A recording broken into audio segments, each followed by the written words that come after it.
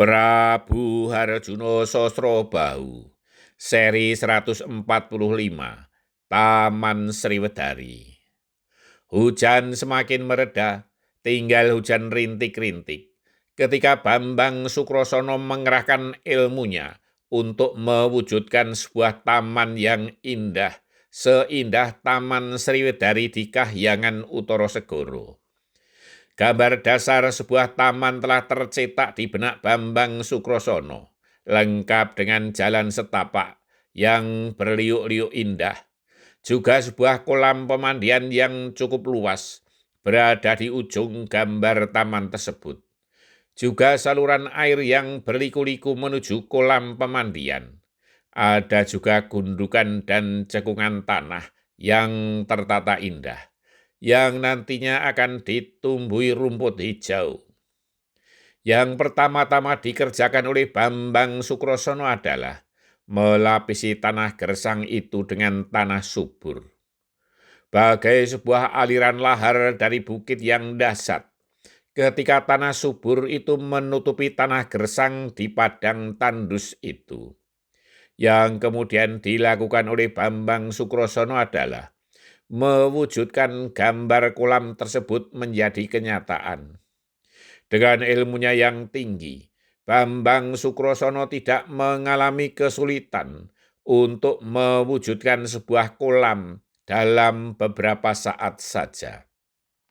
Bahkan dengan lantai dan dinding yang telah diperkeras, dan kemudian membuat saluran air dari balik bukit itu menuju ke kolam yang telah siap menampung. Ia pernah berpengalaman membuat saluran air pertanian di Padepokan Argo Sekar seorang diri. Demikian pula ketika membuat hal serupa di puncak Gunung Gambar ketika itu. Dalam beberapa saat saja, air telah mengalir ke dalam kolam, dan kemudian Bambang Sukrosono membuat saluran air pembuangan dari kolam itu ke sebuah kali kecil di samping bukit. Bambang Sukrosono kembali meloncat ke atas bukit, melihat hasil yang telah dikerjakan untuk melanjutkan pekerjaan yang mesti dilakukan. Ia mesti mendahulukan pohon-pohon besar sebagai perindang untuk ditanam. Ia pun kemudian memusatkan nalar budinya untuk mendapatkan pohon seperti yang ada dalam angannya ketika melihat sebuah taman dengan mata batinnya. Sejenak kemudian telah tertanam beberapa pohon besar di padang tandus yang telah menjadi subur itu. Bambang Sukrosono pun terus melanjutkan pengerahan ilmunya untuk mewujudkan angannya dalam kenyataan. Dalam pada itu, Kitanu dan Bambang Sumantri tetap berpuja samadhi di bukit sebelah timur dan tak beranjak dari tempatnya. Sementara itu, di penginapan di bangsal sebuah kademangan, sang putri Dewi Citrawati merasa gelisah. Ia tak habis mengerti terhadap dirinya sendiri. Mengapa sampai mengajukan permohonan kepada Prabu Harjuno Sosrobahu, sesuatu yang tak masuk nalar. Dan mengapa ia sendiri minta untuk diwujudkan hanya dalam satu malam. Ia tidak yakin bahwa Patiswondo yang diserai oleh Prabu Harjuno Sosrobahu itu mampu mewujudkannya.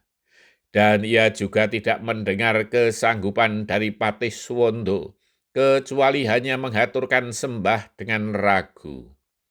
Sang Dewi Citrawati mulai memikirkan kemungkinan untuk kembali ke negeri Magadha dengan tangan hampa. Dan tentu dengan penyesalan yang tak terhingga. Itu semua karena ulahnya sendiri yang tak masuk akal. Sampai menjelang tengah malam, Dewi Citrawati tidak bisa tidur.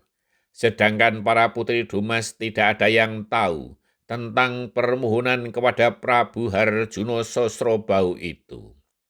Demikian pula para raja dan seluruh tamu tidak ada yang tahu tentang permohonan Dewi Citrawati tersebut.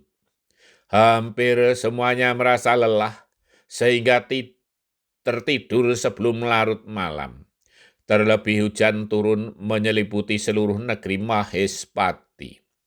Demikian pula para prajurit dan seluruh kaula Mahespati. Tak seorang pun yang mengetahui apa yang sekarang sedang terjadi di padang tandus itu.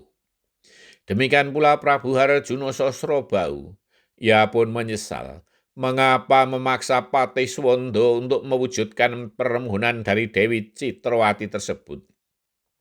Jika ternyata Patih Swondo tidak mampu mewujudkannya, tentu akan menjadi aib bagi negeri Mahespati karena gagal memboyong Dewi Citrawati beserta para putri Dumas.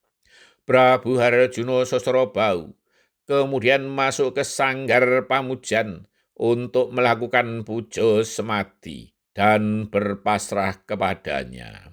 Bersambung.